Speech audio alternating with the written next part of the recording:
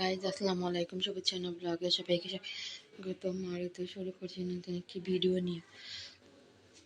আর দিকে রান্না করবো, আর যেতে রান্না করবো পাবদা মাছ আর চিংড়ি ভিজিয়ে রেখেছিলাম, আর চিংড়ি দিয়ে লাউ দিয়ে রান্না করবো।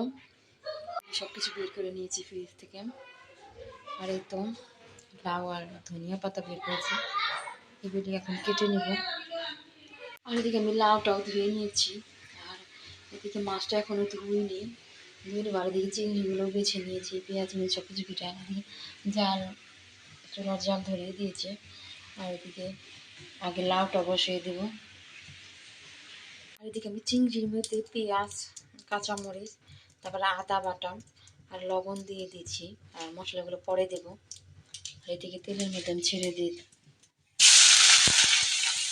আর এদিকে আমি মশলাটা কষিয়ে নিচ্ছি, যেহেতু লাউ এগুলোর মধ্যে হচ্ছে মশলাটা খালি হলুদ আর জিরা গুঁড়া এইগুলো দিতে হয়, শুকনো মরিচ দিতে হয়। আমি শুধু কাঁচামরিচ দিয়েছি, মশলাটা কষিয়ে নিচ্ছি।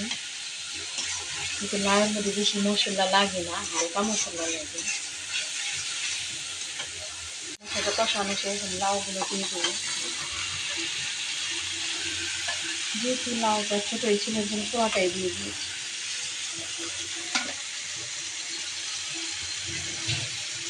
এদিকে মাছগুলো আমি ধুয়ে নিলাম, আর এদিকে আরেক চুলায় মাছটা বসিয়ে দেবো। আর এদিকে তো লাউটা কষানো হচ্ছে। আর এদিকে মাছের জন্য মশলাটা আমি কষিয়ে নিচ্ছি। আর এদিকে লাউটা হয়ে গেছে, আর এদিকে আমি মাছটা কষিয়ে জল দিয়ে দিয়েছি। লাউটা ওইদিকে হয়ে গেছে। আর আমি এদিকে ধনিয়া পাতাগুলো কেটে রেখেছি, ধনিয়া পাতাগুলো দিয়ে দেবো।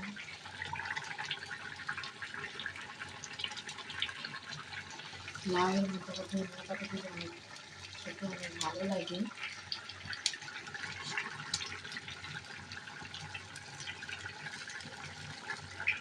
এদিকে ধনিয়া পাতা দিয়ে আমি নেড়ে চেড়ে নেবে।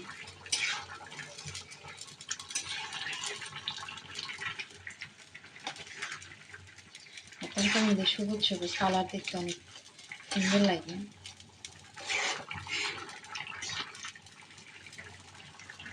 আর এই তো লাউটাও নামিয়ে নিয়েছি, আর লাউটার কালারটা অনেক সুন্দর হয়েছে। আর যেহেতু ধনিয়া পাতা দিয়েছি সবুজ সবুজ, আর এদিকে মাছের মধ্যে আমি ধনিয়া পাতা দিয়ে দিয়েছি। মাছটাও নামিয়ে নিলাম। আর এই তো আছে রান্না বাড়া এই পর্যন্ত।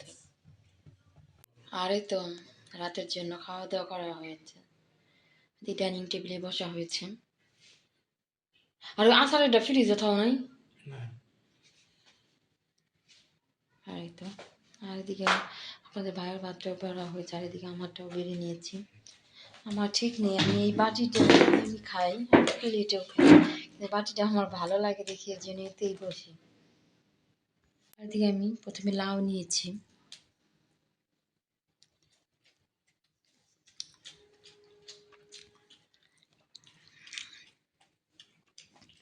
আর লাউটা বেশি কষাতে হয়নি, তার আগে গলে গিয়েছে।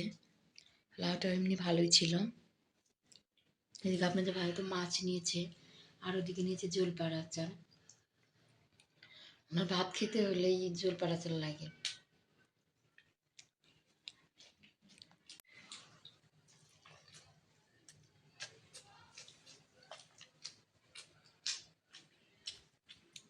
আর সবাই সুস্থ থাকবেন, ভালো থাকবেন, শুভেচ্ছা ব্লগের পাশে থাকবেন। আমার চ্যানেল সবাই সাবস্ক্রাইব করুন, লাইক করবেন, কমেন্ট করবেন, শেয়ার করবেন। আল্লাহ হাফেজ।